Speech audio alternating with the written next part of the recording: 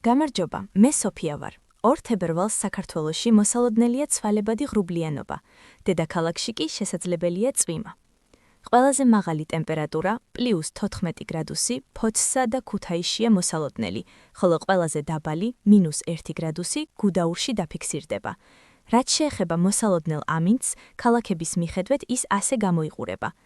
სოხუმი +12 გრადუსი, ზუგდიდი +13 გრადუსი, მესტია +3 გრადუსი, ფოთი +14 გრადუსი, ბათუმი +13 გრადუსი, ოზურგეთი +12 გრადუსი, ქუთაისი +14 გრადუსი, ბორჯომი +10 გრადუსი, ბაკურიანი +3 გრადუსი, ცხინვალი +10 გრადუსი, გორი +10 გრადუსი, გუდაური -1 გრადუსი, თელავი +12 გრადუსი, რუსთავი +11 გრადუსი, თბილისი +10 გრადუსი.